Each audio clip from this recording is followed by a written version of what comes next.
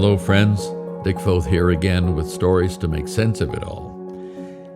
And we are coming toward the end of reading the book that Ruth and I wrote a few years back called Known, Finding Deep Friendships in a Shallow World.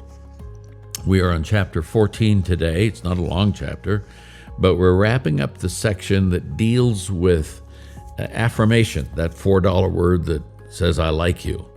And if you go back and listen to a few of the other podcasts, you sort of get the build up to this.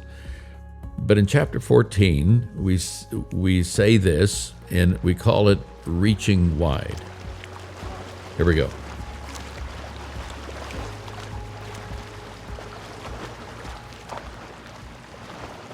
Children, do you have any fish?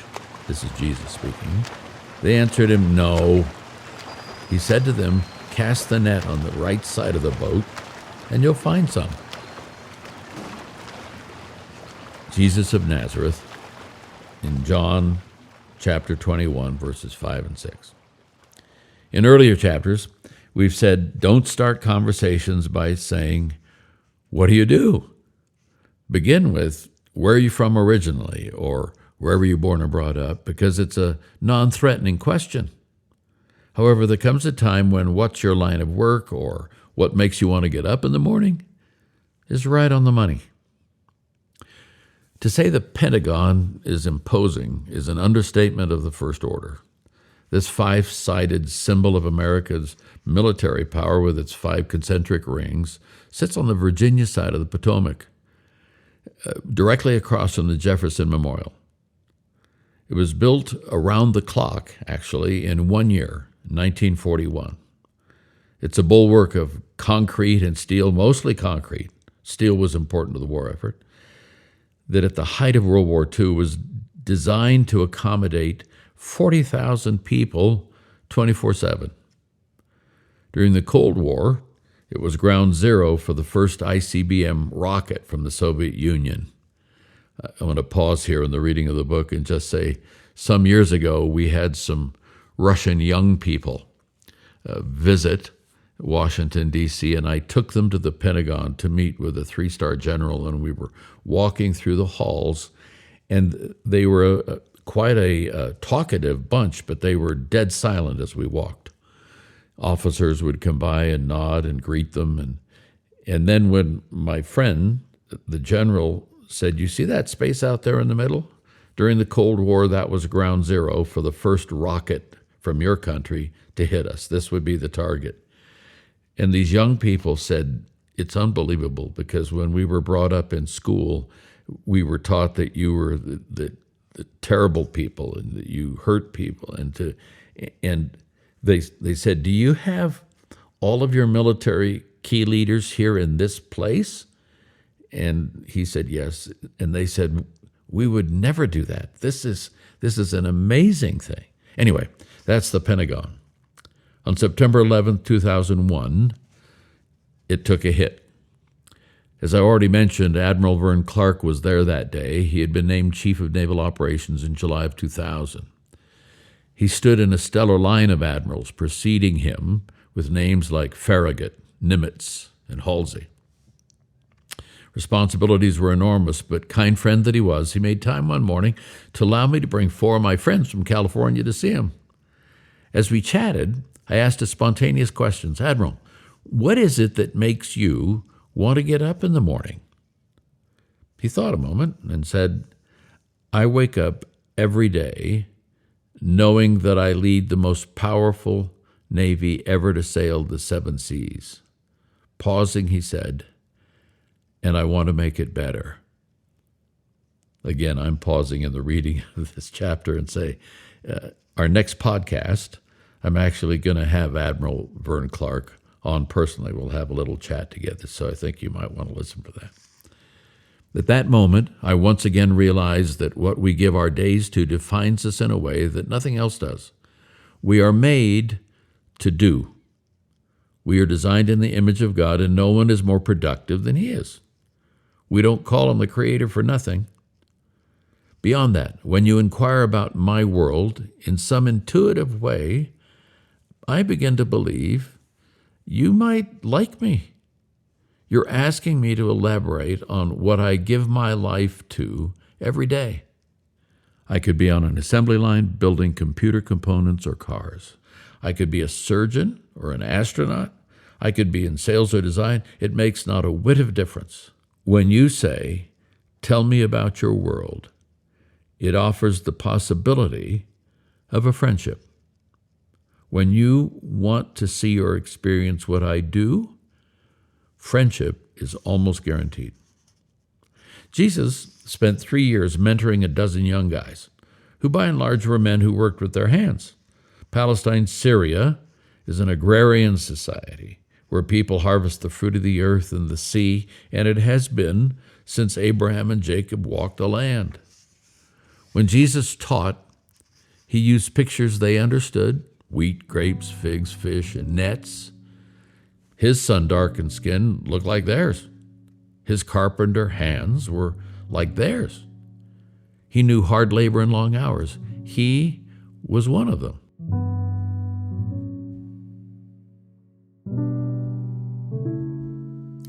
Let's go back.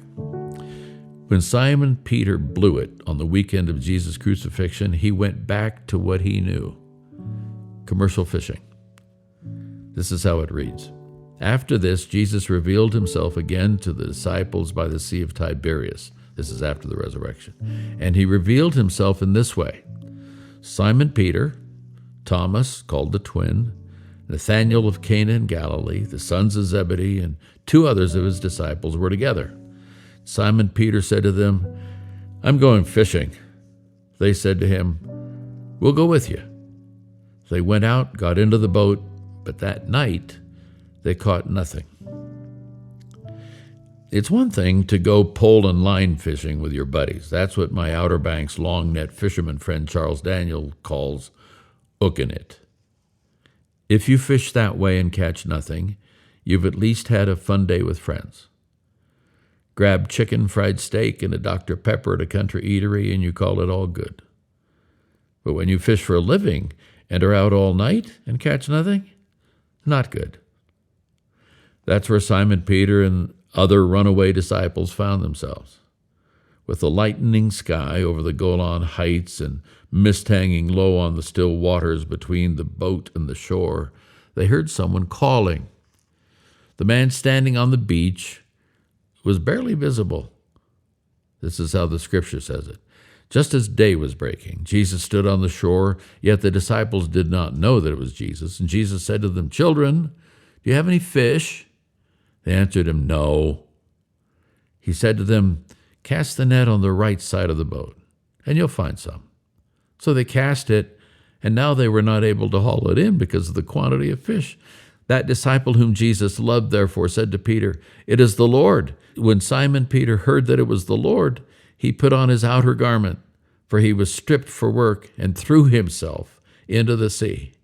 The other disciples came in the boat, dragging the net full of fish, for they were not far from the land, but about 100 yards off. Parentheses, Foth talking again, not reading the book here. They were about the distance of a football field. And Peter jumps in the water and swims to shore. Jesus had come here 3 years before to call them away from their nets to a different kind of fishing. Now, not sure what is real, they go back to what they think is real, their nets. But it doesn't work. Then Jesus shows up. John knows that voice, and Peter, desperate for redemption, plunges into the water, swims the length of a football field to reach it. Jesus had called them from their nets 3 years earlier to show them how to fish for men. He's here to call them one more time and jams their nets with big fish for emphasis. What a friend he is. At the lowest point in their young lives, he comes into their workaday world and says, "Let me help you with that." His action is seared in their memories forever. Years later, when old fisherman John remembers it, he says, "We proclaim to you what we have seen and heard, so that you also may have fellowship with us. And our fellowship is with the Father and with his Son, Jesus Christ. We write this to make our joy complete. Let me come at this just one other little way as we wrap this up and I finish reading this chapter. It isn't that. It's not on the Sea of Galilee. It was at my house years ago. I call it getting down. 4 children, ages 7 and under, are enough to keep a parent busy. I was the pioneer and Ruth was the settler.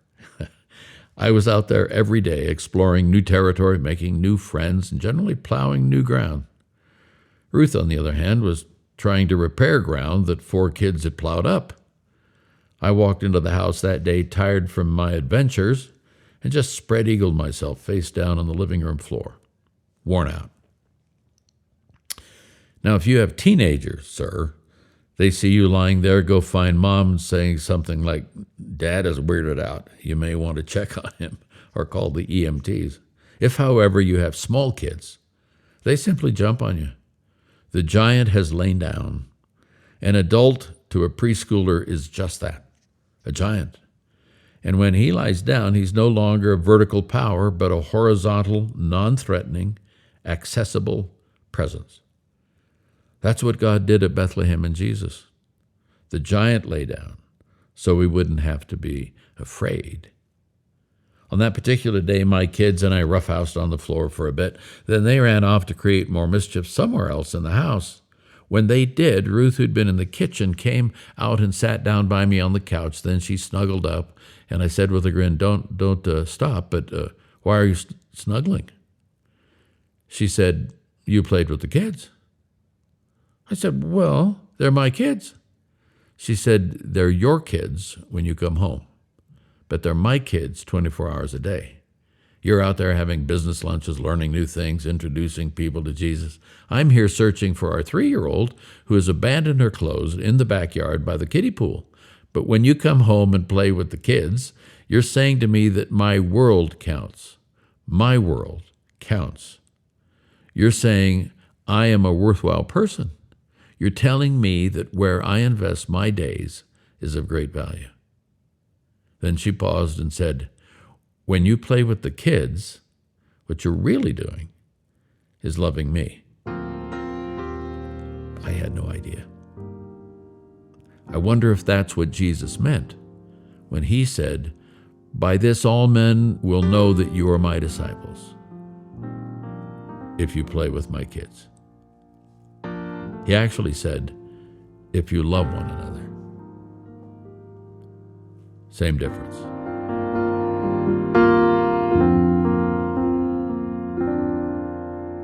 End of chapter 14. That's it for today. Thank you for being with us, for listening in, for listening up, just for listening. And if you haven't subscribed but would like to, please do so on the platform on which you're listening. And understand that when you ask somebody about what they do, not as the first thing, but as something in the trajectory of your relationship, when you're really interested in how they give away their days and invest their days, that takes friendship to a whole other level. God bless. Catch you later. See you next week.